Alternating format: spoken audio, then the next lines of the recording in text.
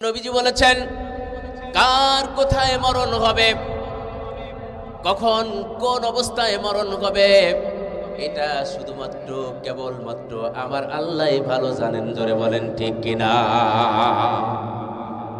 কারো মৃত্যু হয়ে যাচ্ছে শ্বশুর বাড়িতে, কারো মৃত্যু হচ্ছে মেয়ের বাড়িতে, কারো মৃত্যু হচ্ছে আত্মীয় স্বজনের বাড়িতে, কারো মৃত্যু হচ্ছে পানির মধ্যে, কারো মৃত্যু হচ্ছে আগুনে পুড়ে, কারো মৃত্যু হচ্ছে রোগে শোগে, কারো মৃত্যু হচ্ছে রোড অ্যাক্সিডেন্টে। জোরে বলেন ঠিক কিনা? আমরা আল্লাহর কাছে সেই মরণগুলো চাইব না, আমরা চাইব রোগে শোগে মরণ দিও না আমায়, বিপদে মুসিবতে নিও না আমায়, এমন মরণ দিও, এমন মরণ দিও, চোখ বুঝিলেই যেন দেখি তোমাকে, মরতেই হবে যখন শহীদি মরণ দিও আমাকে। যারা বলেন আমিন। শহীদি মরণ আল্লাহর নবীজি সব সময় কামনা করতেন, চাইতেন। আল্লাহর নবীজি বলতেন আল্লাহকে, রব্বুল আলামিন তুমি আমাকে জন্ম দাও, আমি তোমার রাস্তায় সংগ্রাম আন্দোলন করে জীবন দিয়ে দিব, শহীদ হয়ে যাব, আবার তুমি আমাকে জীবন দিবে, আবারও তোমার রাস্তায় জানমালের কুরবানি করব, শহীদ হয়ে যাব, আবারও জীবন দিবে, আবারও আন্দোলন করে শহীদ হয়ে যাব, আবারও জীবন দিবে, আবারও আন্দোলন করে শহীদ হয়ে রক্ত মাখা শরীর নিয়ে যেন তোমার দরবারে হাজিরা দিতে পারি। জোরে কোন সুবহানাল্লাহ। কেন কামনা করছেন? এই জন্য এপারে দুনিয়া, ওপারে আল্লাহর জান্নাত, মাঝখানে একটা সেতু বন্ধন রয়েছে, সেটা হচ্ছে মরণ। জোরে বলেন ঠিক না বেঠিক? এত ভালো মৃত্যু। সম্মানিত হাজিরিন, এই জন্য আল্লাহর কাছে মরণ চাইতে হবে। তাহলে কার কোথায় মরণ আছে এটা আল্লাহ ছাড়া কেউ জানে? আল্লাহ ছাড়া। সম্মানিত মায়েরা আমার, আসুন আল্লাহর নবীজির একটি হাদিস শোনাই। 5টি পয়েন্টের উপরে আমি কথা বলবো, বেশি নয়, 5টা কথা।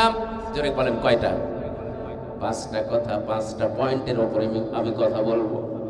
আল্লাহর নবীজি বুখারী মুসলিম শরীফের হাদিসে বলেছেন, তোমরা 5টা আমল করে জীবনের শেষ নিঃশ্বাস ত্যাগ করবে। জীবন যখন তোমার চলে যাবে, আজরাইল যখন তোমার কাছে হাজিরা দেবে, আজরাইল তখন তোমার চোখের সামনে আল্লাহর জান্নাতের চিত্রটা তুলে ধরবে। জোরে বলে সুবহানাল্লাহ। আর জোরে বলি আল্লাহু আকবার। এমন মরণ কি আমরা কামনা করতে পারি না যে আমার মরণের সময় আল্লাহর জান্নাতের নাজ নিয়ামত চিত্রগুলো আপনার আমার চোখের সামনে আল্লাহ দেখায় দিবে ভিডিও করে? জোরে কোন সুবহানাল্লাহ। চাই না? চাই না? আলহামদুলিল্লাহ। আল্লাহ আমাদের সকলের জন্য বরাদ্দ করুন। সকলে বলি আল্লাহুম্মা আমিন। সকলকে জান্নাতি প্রিয় মেহমান বানায় দেন। সকলে বলি আল্লাহুম্মা আমিন। আল্লাহর নবীজি বলছেন 5টা আমল করতে হবে। 5টা আমল যদি তোমরা করতে পারো, ও আমার উম্মতেরা, 5টা আমল যদি তোমরা করতে পারো, তাহলে তুমি যখন মরে যাবে, আজরাইল মরণের সময় আল্লাহর জান্নাতের নাজ নিয়ামত চিত্রটা তোমার চোখের সামনে তুলে ধরবে আর বলবে, চিন্তা করো না, ভয় পেও না, তুমি মরে যাওয়ার পরে যেই জান্নাতটা দেখতে পাচ্ছ, এই জান্নাতে তোমাকে প্রবেশ করানো হবে। ওই জান্নাতে যাওয়ার আগে বিশাল একটা জীবন রয়েছে, সেটা হলো কবর জগৎ। জোরে বলেন কি জগৎ? যেই জগৎটাকে আর একটা নাম বলা হয়েছে আলমে বারজাখ। কিয়ামত হওয়ার আগ পর্যন্ত যেখানে আপনাকে আমাকে ঘুমিয়ে থাকতে হবে। হবে কিনা ভাই বলেন? এখানে এমন কেউ নেই তার আপনজন এই কবরস্থানে ঘুমিয়ে নাই, ঝোপে ঝাড়ে জঙ্গলে আমবাগানের নিচে বাঁশ বাগানের নিচে ঘুমিয়ে নাই, এমন কেউ নাই তার আপনজন কবরে যায় নাই। জোরে বলেন ঠিক কিনা? অনেকেই চলে গিয়েছে আমাদের মধ্য থেকে। সম্মানিত হাজিরিন, আল্লাহর নবীজি বলেছেন, শুধু কি তাই, মরণের সময় তোমাকে জান্নাতটা দেখানো হবে। তোমার আপনজনরা তো যখন তোমাকে কবরে রেখে আসবে, তোমার কবরের মধ্যে জান্নাতের বিছানা বিছিয়ে দেওয়া হবে। জান্নাত থেকে কাপড় নিয়ে এসে তোমাকে কবরের মধ্যে জান্নাতি কাপড় পরিয়ে দেওয়া হবে। জোরে কোন সুবহানাল্লাহ। শুধু কি তাই, নবীজি বলেছেন তোমার কবরের সওয়াব হিসাবটাও সহজ করে দেওয়া হবে। এমন জীবন করিব গঠন, মরণে হাসিব আমি কাঁদিবে ভবন। এমন ঈমান আমলের জিন্দেগি আমাদেরকে গঠন করতে হবে। যেদিন এই পৃথিবীর জমিন থেকে বিদায় নিয়ে চলে যাব, প্রতিবেশী, বন্ধু বান্ধব, আপনজনেরা আমার বিদায়ে চোখের পানি ফেলে ফেলে কাঁদবে। আমি শুধু আল্লাহর জান্নাতটা দেখতে দেখতে বিদায় নিয়ে চলে যাব। জোরে কান ঠিক কিনা? এমন ঈমানি আমলের জিন্দেগি আমাদেরকে গঠন করতে হবে। আল্লাহর নবীজি 5টি আমলের কথা বললেন। জোরে বলেন কয়টা? 5টা আমলের কথা বললেন। বান্দারা, মরণের কষ্ট থেকে যদি তুমি রেহাই পেতে চাও, মুক্তি পেতে চাও, কবরের সওয়াব যদি তোমার জন্য সহজ করে নিতে চাও, কবরের আযাব থেকে যদি তুমি মুক্তি পেতে চাও, তাহলে অবশ্যই তোমাকে 5টা আমল করতে হবে। জোরে বলেন কয়টা? আরো জোরে কয়টা? মুখস্থ করে যাব ইনশাআল্লাহ। করবেন তো ইনশাআল্লাহ? একটা একটা করে বলবো আমি। 1 নম্বরে আল্লাহর নবীজি বলছেন, দুনিয়ার মানুষ, আমার উম্মতেরা, তোমরা যদি জান্নাত পেতে চাও 1 নাম্বার গুণ অর্জন করতে হবে। বিনয়ী হতে হবে, সভ্য হতে হবে, নম্র হতে হবে। কেবলমাত্র শুধুমাত্র আল্লাহ রব্বুল আলামিন সভ্য, নম্র, ভদ্র মানুষের জন্য আল্লাহর জান্নাত প্রস্তুত করে রেখেছেন। জয় বলে সুবহানাল্লাহ। যারা বিনয়ী হয়, যারা সভ্য হয়, যারা নম্র হয়, যারা ভদ্র হয়, আল্লাহ পাক ওদের জন্যই আল্লাহর জান্নাতটা তৈরি করেছেন। জোরে কোন সুবহানাল্লাহ।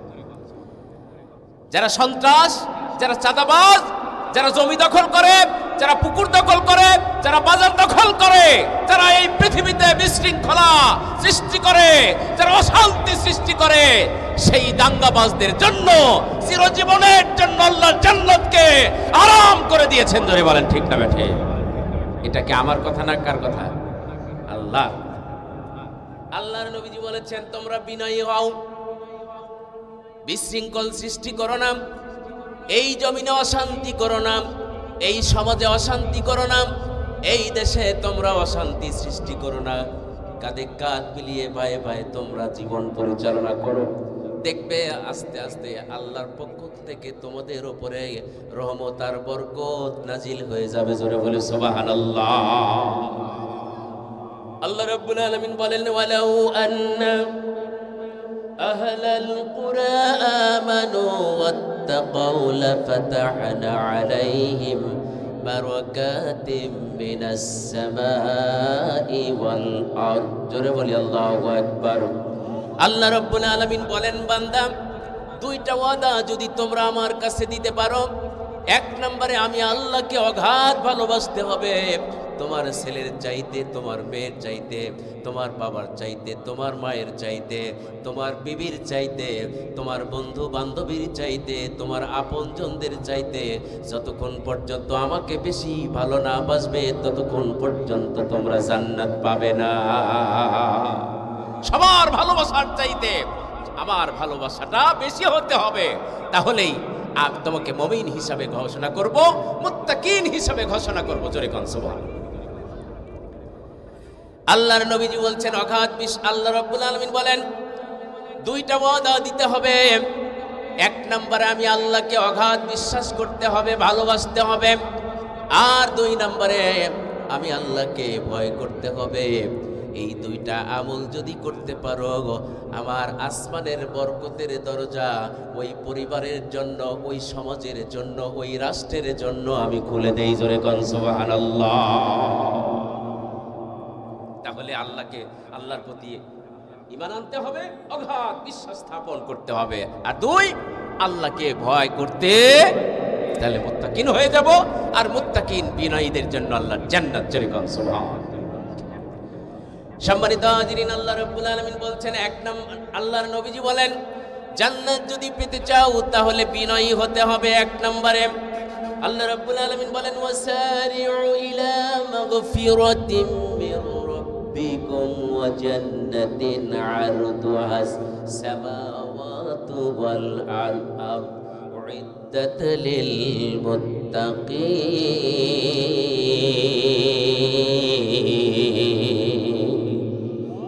আল্লাহ রাব্বুল আলামিন বলেন, তোমাদের রবের ক্ষমা ও জান্নাতের দিকে দৌড়াও। আল্লাহ এখানে এভাবে এমন ভাষা ব্যবহার করেছেন, আমার বান্দারাম, এই দুনিয়াতে এসে চলাফেরার মাধ্যমে, উঠা বসার মাধ্যমে, বয়সের দোষে, পরিবেশের দোষে, নামাজ না আদায় করার মাধ্যমে, মিথ্যা কথা বলার মাধ্যমে, জেনা ব্যভিচার সুদ ঘুষের মাধ্যমে কত অপরাধ করেছো রে বান্দা। তোমার রব তোমাকে হাতছানি দিয়ে ডাকছে। তোমার রব বলছে, তোমার রবের দিকে দৌড়ায় আসো, ধীরে ধীরে নয়, আস্তে আস্তে নয়, দৌড়ায় চলে আসো তোমার রবের ক্ষমার দিকে। তোমার রব তোমার জীবনের অপরাধ সমূহ মাফ করে দিবে, আর এমন জান্নাত দান করবে যেই জান্নাতের দৈর্ঘ্য, প্রস্থ এবং বিশালতা আল্লাহর আকাশ এবং জমিনের চাইতে বড়। এমন জান্নাত আপনাকে আমাকে দাও, যেই জান্নাতটা এত সুন্দর করে আল্লাহ পাক সাজিয়ে রেখেছেন, যেটার একটা ইট স্বর্ণের আর একটা ইট রৌপ্যের, সেখানে অসংখ্য নাজ নিয়ামত ভরপুর করে রেখেছেন। জোরে কোন সুবহান। স্বর্ণরূপা দালান কোঠা পাবে মনের মতো, স্প্রিংয়ের গদি তাতে থাকবে শত শত, ফুল বিছানা কমল শয্যা স্বর্ণ খাটের পরে সাজাইয়া রাখছেন মাবুদ পাশাপাশি করে, ফুল বৃক্ষ ডাল জোকাবে ফলদানির ওপরে, খাবে সকল জান্নাতবাসী তৃপ্তি সহকারে। এমন সময় হুরপরীরা আসবে খুশি মনে, মুগ্ধ মুখর করবে তোমায় মিষ্টি মধুর গানে, হেলে দুলে নেচে নেচে গাইবে কত গান, এমন সুরে গাইবে যা শুনে নাই কোনো কান। নামাজ রোজা নাই কোশেতা, নামাজ রোজা নাই কোশেতা, নাইকো কোনো কাজ, কেবল খানা পিনা প্রেম প্রীতি আনন্দ আরাম, এটার নাম আল্লাহর জান্নাত। আল্লাহর জান্নাত, জোরে কোন সুবহানাল্লাহ। আল্লাহ রাব্বুল আলামিন বলেন, হে আমার বান্দারা, তোমরা যদি জান্নাত, সেই জান্নাতটা অর্জন করতে চাও, পেতে চাও, তোমাদেরকে বিনয়ী হতে হবে। জোরে বলেন, কি হতে হবে? বিনয়ী হতে হবে। আল্লাহ রাব্বুল আলামিন কুরআনুল কারীমের অন্যত্র আয়াতে বলেছেন, বিনয়ীরা, যারা বিনয়ী হয়, নম্র হয়, ভদ্র হয়, আল্লাহ তাদের সাথে বন্ধুত্ব করেন। জোরে কোন সুবহানাল্লাহ। যারা বিনয়ী তারা কার বন্ধু? আরো জোরে, আল্লাহ রাব্বুল আলামিন কুরআনুল কারীমে সূরা মাইদার 55 নম্বর আয়াতে বলেছেন, ইন্নামা ওয়ালিয়ুকুমুল্লাহু ওয়া রাসূলুহু ওয়াল্লাযীনা আমানু আল্লাযীনা ইউকিমুনাস সালাতা ওয়া ইউতুনাজ যাকাতা ওয়া হুম রাকিউন।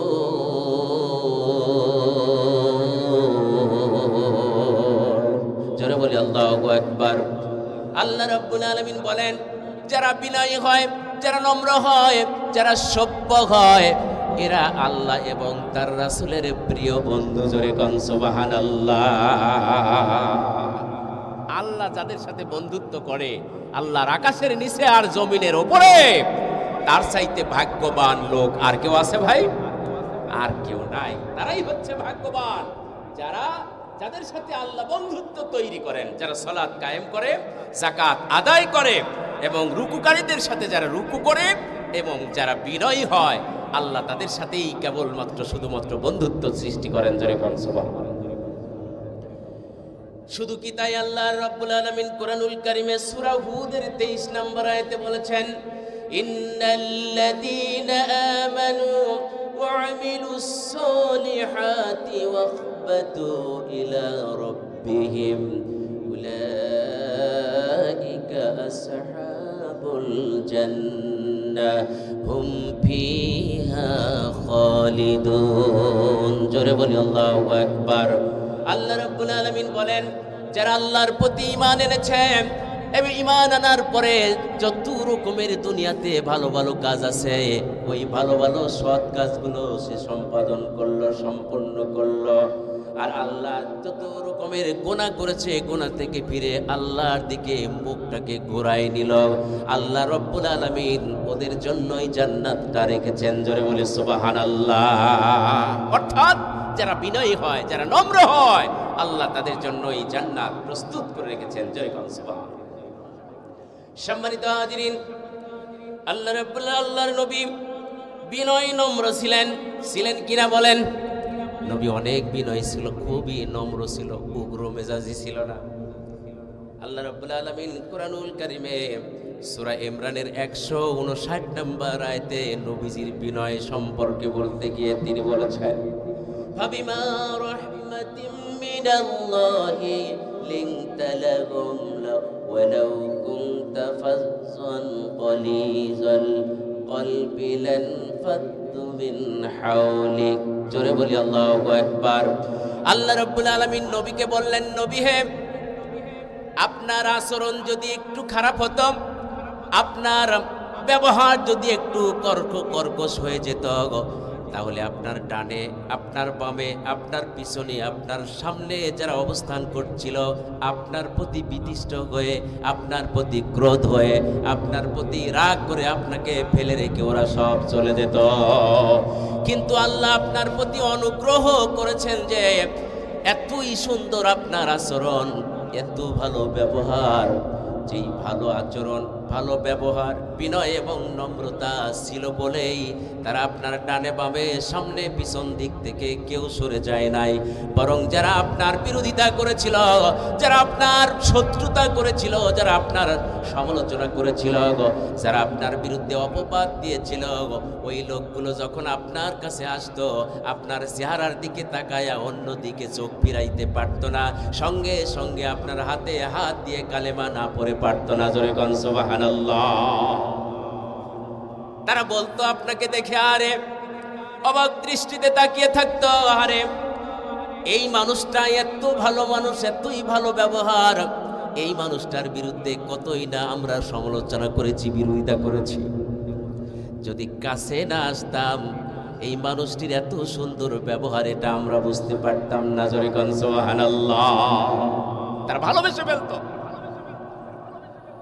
আমি নবীজির পাগল, আমি মদিনার পাগল, আমি নবীজির পাগল, আমি মদিনার পাগল। আমার মনে নবী নবী, দুই চোখে মদিনার ছবি।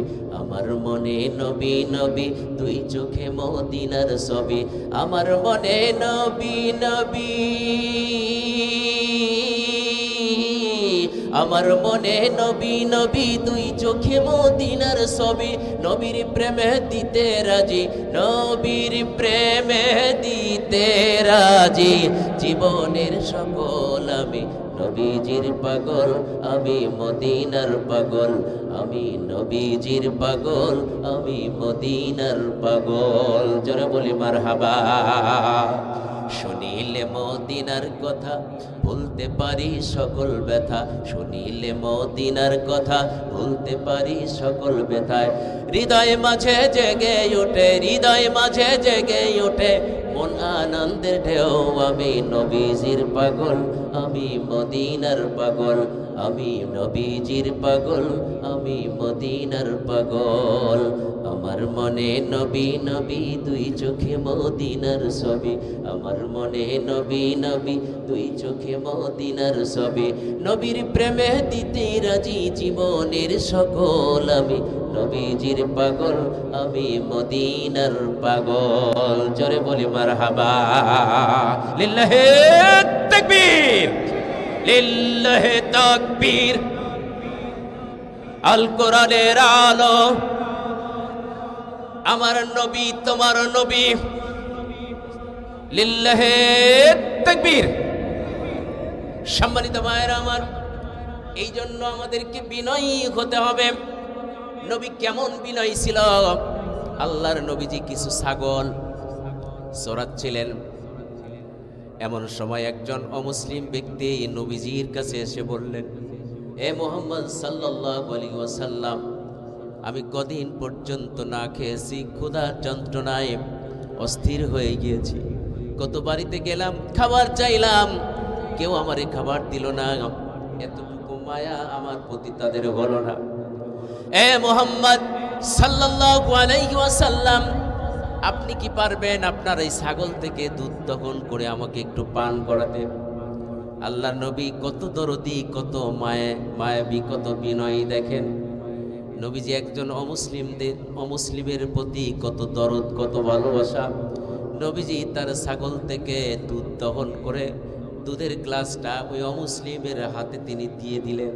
অমুসলিম দুধটা খেয়ে আল্লাহর নবীজিকে বললেন, মোহাম্মদ, মোহাম্মদ সাল্লাল্লাহু আলাইহি সাল্লাম, এক গ্লাস দুধে আমার পেট ভরলো না, ক্ষুধা নিবারণ হলো না, আর এক গ্লাস চাই।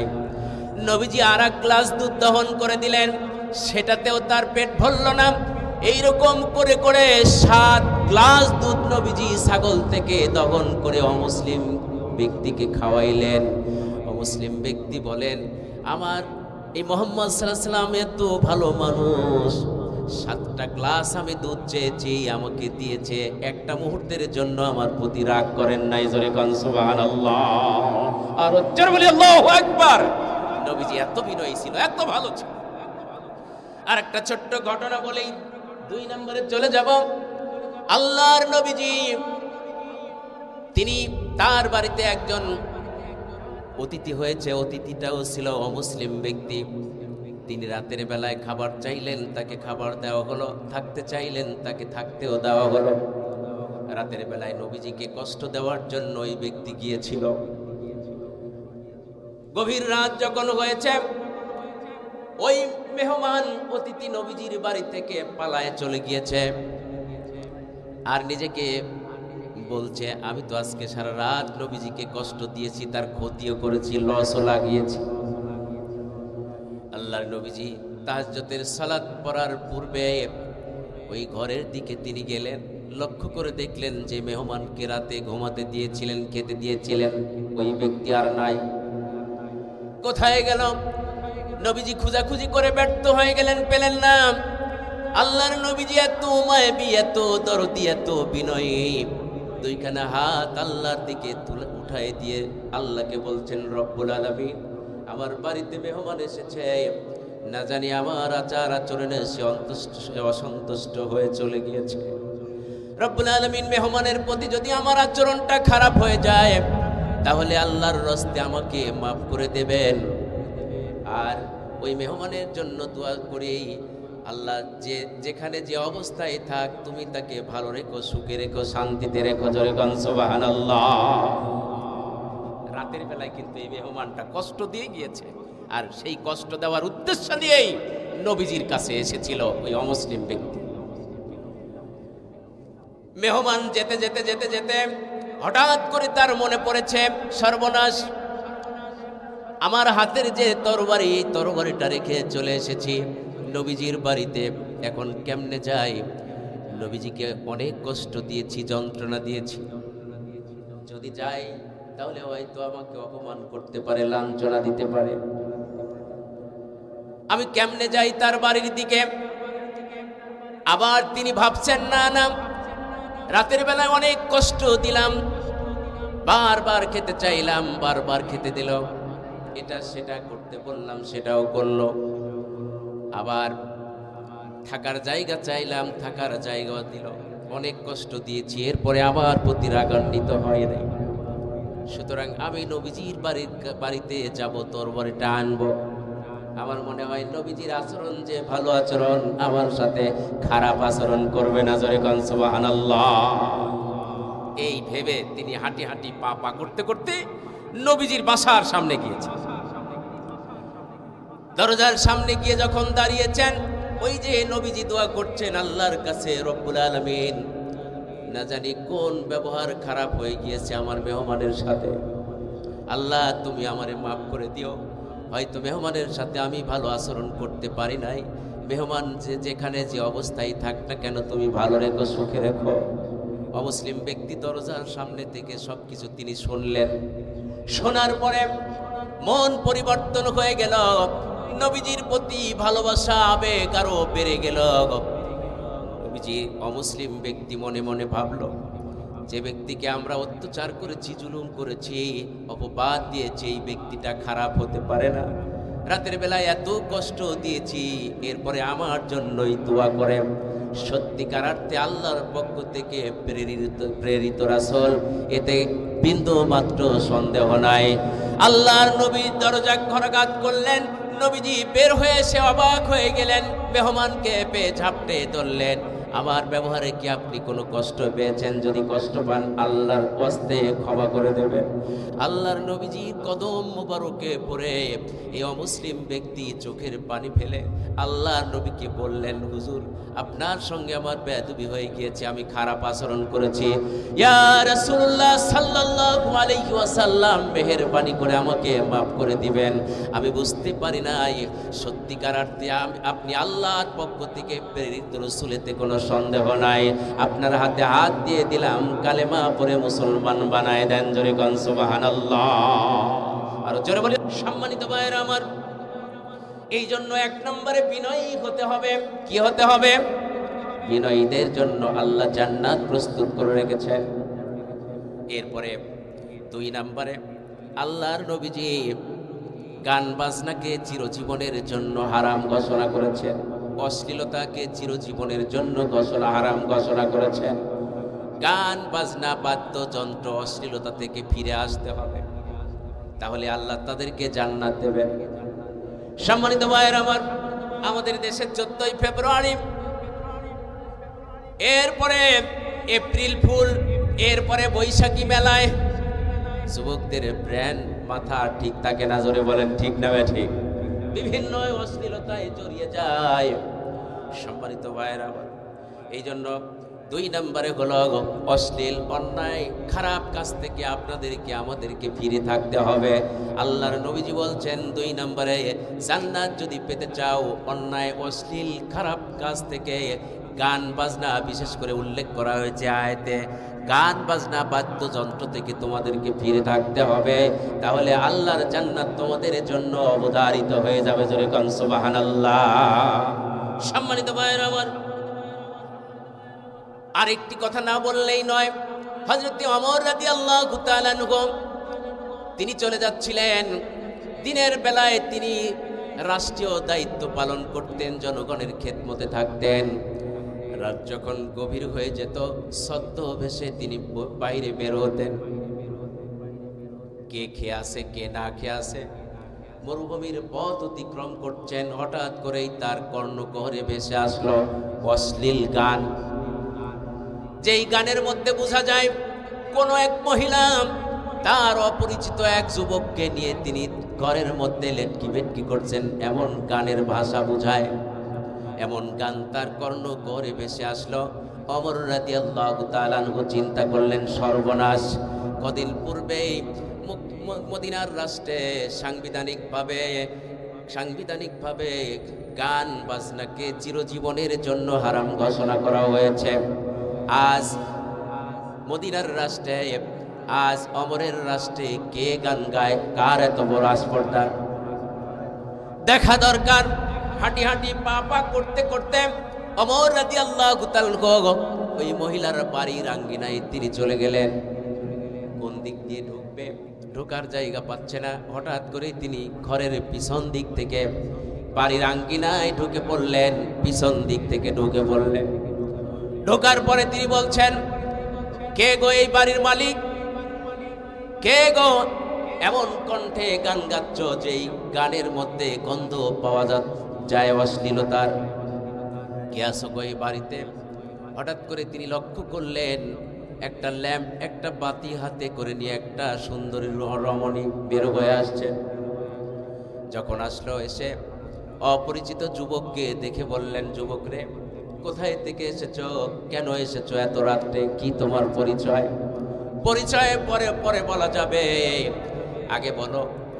মদিনার রাষ্ট্রে সাংবিধানিকভাবে অর্ডিন্যান্স জারি করা হয়েছে, গান বাজনা চিরজীবনের জন্য হারাম ঘোষণা করা হয়েছে। মদিনার রাষ্ট্রে, ওমরের রাষ্ট্রে কেন তুমি গান গাচ্ছ বলো? গান গেয়ে তুমি অপরাধ করেছ। মেয়েটি বললেন, যুবক রে, আমি গান গেয়ে না, আমি অপরাধী হয়ে গেলাম। আপনি যে গভীর রজনীর রাত্রে আমার বাড়ির মধ্যে ঢুকলেন, আপনি আল্লাহ রাব্বুল আলামিনের কোরআনের এক নয় তিনটা আইনকে আপনি লঙ্ঘন করে অপরাধী হয়ে গিয়েছেন। জোরে কোন সুবহানাল্লাহ। আর জোরে বলি সুবহানাল্লাহ। কয়টা আইন লঙ্ঘন হয়েছে? 3টা আইন লঙ্ঘন হয়েছে। আমি আর বেশিক্ষণ নয়, খুব সংক্ষিপ্তভাবে বলবো। সম্মানিত হাজিরিন, আল্লাহর নবীজির সাহাবী ওমর রাদিয়াল্লাহু তাআলা চিন্তিত হয়ে গেল, সর্বনাশ, আমি তাকে গান বলার কারণে অপরাধী হিসাবে চিহ্নিত করলাম, আর সে আমাকে উল্টা অপরাধী বানায় দিল। তা আবার একটা অপরাধ নয়, অপরাধ কয়টা? আরো জোরে বলুন। 3টা অপরাধ। এই মেরে, আমি 3টা অপরাধ, কি কি অপরাধ করেছি তুমি কি আমারে বলবে?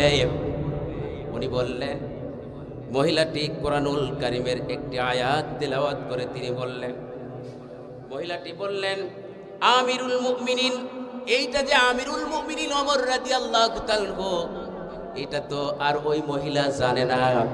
যুবক হিসাবেই সে বলল, যুবক রে, আজকে গভীর রজনীর রাত্রে আমার বাড়ির মধ্যে আপনি ঢুকে এক নয় 3টা অপরাধ আপনি করেছেন। এই 3টা অপরাধ কেন করলেন যদি জবাব দিতে না পারেন, কাল সকাল বেলায় আমিরুল মুমিনিন ওমরের দরবারে গিয়ে আপনার বিরুদ্ধে মামলা দায়ের করব। জোরে কোন সুবহানাল্লাহ।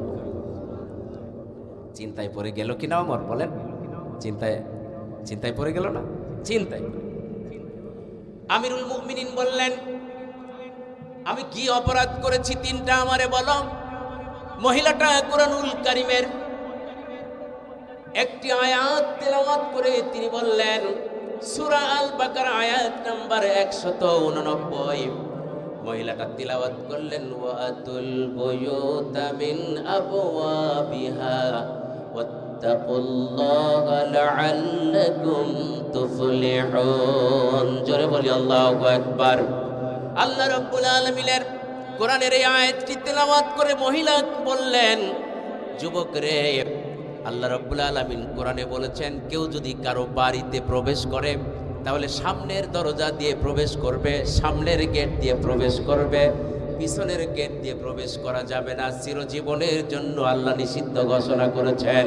আল্লাহর কোরআনের এই আয়াতের হক আপনি নষ্ট করেছেন পিছন দরজা দিয়ে ঢুকে। তামাম পৃথিবীর মানুষটা যদি কেউ পিছনের দরজা দিয়ে ক্ষমতায় আসতে চায়, এটা বৈধ হবে না, অন্যায় হবে? ভাই বলেন তো। আমাদের দেশেরও কেউ যদি পিছনের দরজা দিয়ে ক্ষমতায় আসতে চায়, এটা কি বৈধ হয়? ভাই বৈধ হয় না। আল্লাহ রাব্বুল আলামিন শুধু একটা ক্ষেত্রে বোঝায় নাই, রাব্বুল আলামিন এখানে নির্দেশ দিয়েছেন, তোমরা যদি কেউ কারো বাড়িতে যাও, সামনের দিক দিয়ে ঢুকবে, পিছনের দিক দিয়ে ঢুকবে না। যারা পিছনের দরজা দিয়ে ঢুকে এরা অন্যায়কারী হয়ে যায়, অপরাধী হয়ে যায় আল্লাহর ভাষায়। জোরে বলেন ঠিক কিনা? যুবক, আপনি তো ওই গভীর রজনীর রাত্রে সামনের দরজা দিয়ে প্রবেশ করেন নাই, আপনি তো পিছনের দরজা দিয়ে ঢুকে আল্লাহর কোরআনুল কারীম সূরা আল বাকারার 189 নম্বরের আইনকে আপনি লঙ্ঘন করেছেন, আপনি অপরাধী। জবাব দেন, কেন পিছন দরজা দিয়ে ঢুকেছেন? জবাব যদি দিতে না পারেন, সকালবেলা আপনার বিরুদ্ধে ওমরের দরবারে মামলা হবে। জোরে কোন সুবহানাল্লাহ। চিন্তায় পড়ছে কিনা বলেন? ওমরের কোরআন দিয়ে বলছে তো, ওমরের মনটা আস্তে আস্তে মহিলার প্রতি নরম হয়ে যাচ্ছে। জোরে কোন সুবহানাল্লাহ। আগের চেয়ে একটু নরম। যে ওমর রাদিয়াল্লাহু তাআলার কথা শুনলে যে পথ দিয়ে যেত শয়তান, সেই পথ পরিবর্তন করতো। জোরে বলেন ঠিক না ঠিক? সেই ওমর। আমিরুল মুমিনিন বললেন, ঠিক আছে, আমি মেনে নিলাম এটা আমি অপরাধী। 2 নাম্বার কি অপরাধ করেছি আমাকে বলো। এবার মেয়েটি কোরআনুল কারীমের সূরা নূরের 26-27 নম্বর আয়াত তেলাওয়াত করে যুবককে বললেন, আল্লাহ রাব্বুল আলামিন কোরআনুল কারীমে সূরা নূরের 26-27 নম্বর আয়াতে বলেছেন, ইয়া আইয়ুহাল্লাযীনা আমানু লা তাদখুলু বুয়ুতান গায়রা বুয়ুতিকুম হাত্তা তাস্তানিসু ওয়া তুসাল্লিমু আলা আহলিহা যালিকুম খায়রুল লাকুম লাআল্লাকুম তাযাক্কারুন।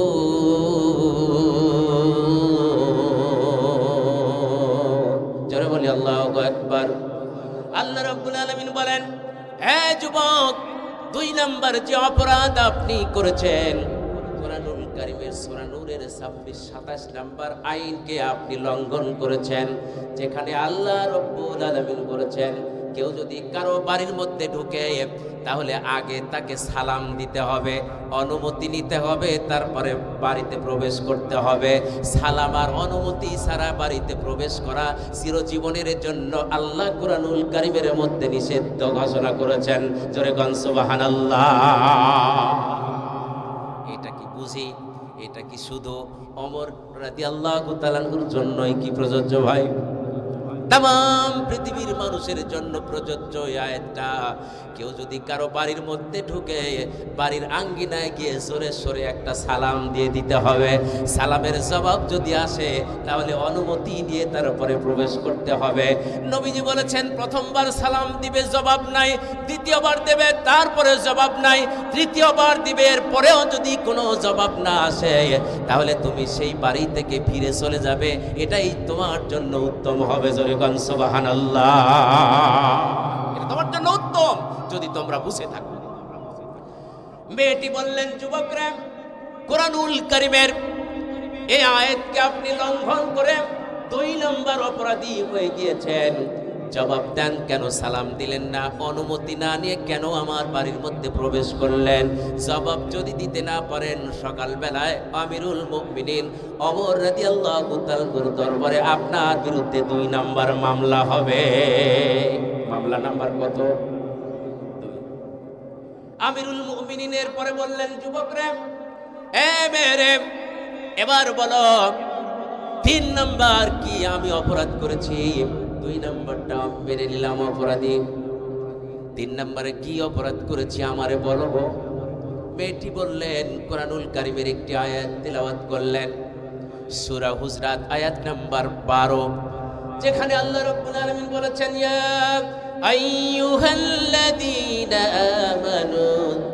আমানুস্তানিবু কাসীরাম মিনাল যন্নি ইন্না বা'দাল যন্নি ইসমু ওয়া লা তাজাসসাসু ওয়া লা ইয়াগতাব বা'দুকুম বা'দা।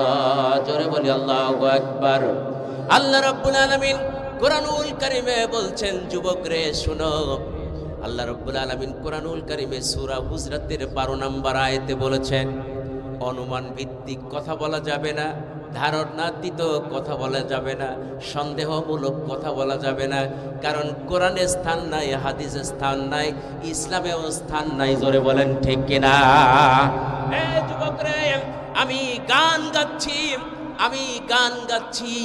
আমি আমার গানের মধ্যে তুমি খারাপ কি ধারণা পেলে যে আমাকে সন্দেহ করে বসলে? এই গানের মধ্যে অশ্লীলতার গন্ধ পাওয়া যায়। আমি বুঝি কোনো অপরিচিত ছেলেকে নিয়ে লেটকি বেটকি করেছি, এই সন্দেহে তুমি আমার বাড়ির মধ্যে প্রবেশ করেছ। সুতরাং আপনি কোরআন